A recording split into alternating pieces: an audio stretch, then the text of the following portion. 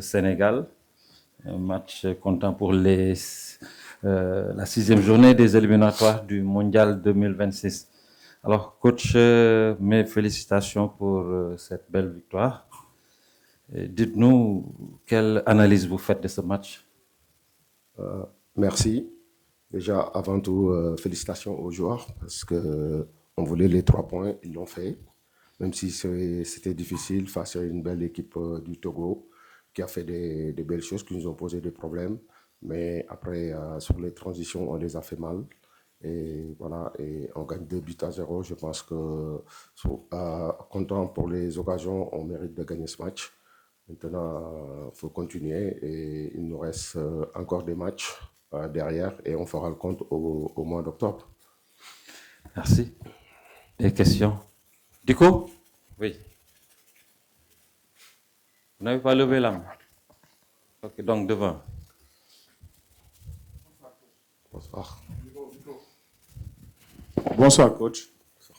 Félicitations pour la victoire. Alors, coach, on constate depuis 2 matchs, vous faites jouer Crépin Diatta à gauche. Et pourtant, vous avez Moussa Ndiaye sur le banc. Pourquoi ce choix? Je vous remercie.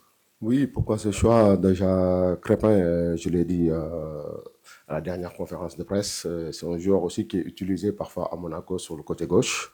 Donc, c'est un choix. Bon, pour moi, c'est le collectif qui compte. Je pense que Crépin, depuis qu'il est à gauche, il n'a jamais déçu. Il fait ses matchs.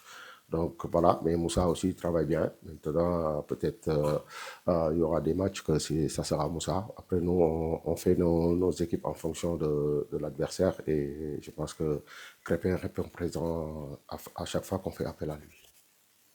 Merci. Oui. Oui, devant. Félicitations pour cette victoire. Le Sénégal a remporté ce match sans trop forcer. Pouvez-vous nous dire quel est votre bilan tactique et collectif de cette performance? Y a-t-il aussi des aspects améliorés malgré la victoire du Sénégal?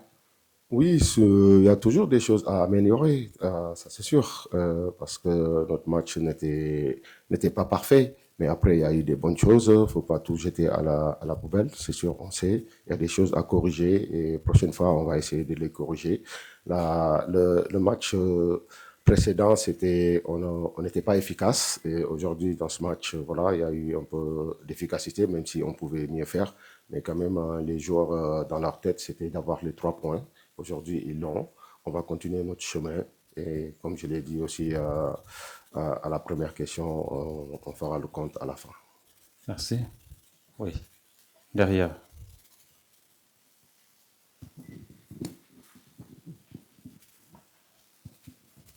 Bonjour coach, Pape Ndoye de MKTV. On vient de boucler les phases aller. Alors, on a vu l'équipe nationale du Sénégal qui a retrouvé la victoire. Alors, quel commentaire faites-vous sur le parcours de cette équipe nationale du Sénégal à mi-parcours et en perspective des journées suivantes? Merci.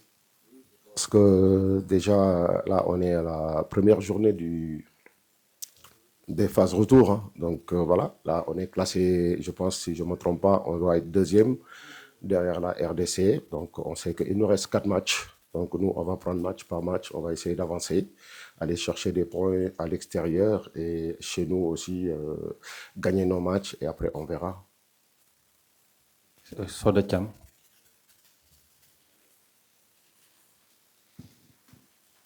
Félicitations, coach, pour cette victoire. Alors, avant donc la suite de ces éliminatoires, on aura 2 grands matchs, on va dire, qui va peut-être permettre le Sénégal de mieux se préparer pour affronter ces 4 finales à venir pour ces éliminatoires. Que représente, selon vous, qu'est-ce que représentent ces 2 matchs contre l'Irlande et l'Angleterre? Oui, c'est sûr, c'est 2 matchs prestige. Jouer contre l'Angleterre et contre l'Irlande, c'est des bonnes confrontations. Et maintenant, nous, il ne faut pas qu'on se trompe d'objectif. Notre objectif, c'est de se qualifier pour la Coupe du Monde.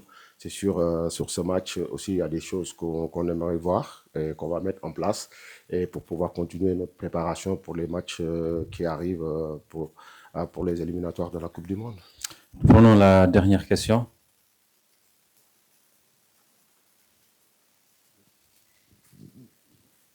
Félicitations coach, c'est Dame Sen, fondateur de la DSTV. Nous avons vu une équipe sénégalaise qui a certes gagné, mais qui a souffert. Pouvez-vous revenir tactiquement sur le choix des milieux de terrain? Parce que nous avons récemment vu dernièrement que vous avez aligné 3 milieux de terrain à vocation défensive. Aujourd'hui, vous avez refait la même chose. Est-ce que vous pouvez revenir largement sur ce choix-là?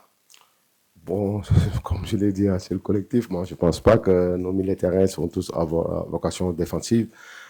Ils peuvent jouer parce que c'est des milieux de terrain. Je pense que même dans leur club respectif, il y en a qui sont utilisés derrière l'attaquant. Si vous dites le match passé, Pape Gueye, je pense que c'est quelqu'un qui est utilisé derrière l'attaquant.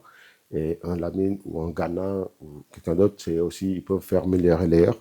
Donc, c'est une chance d'avoir ces genres de joueurs qui peuvent dépanner partout au milieu. Donc, voilà. Mais après, ces choix, c'est le collectif qui, pour moi, c'est le collectif qui est important. Merci beaucoup, coach. Merci à vous également. Non, il n'y a pas de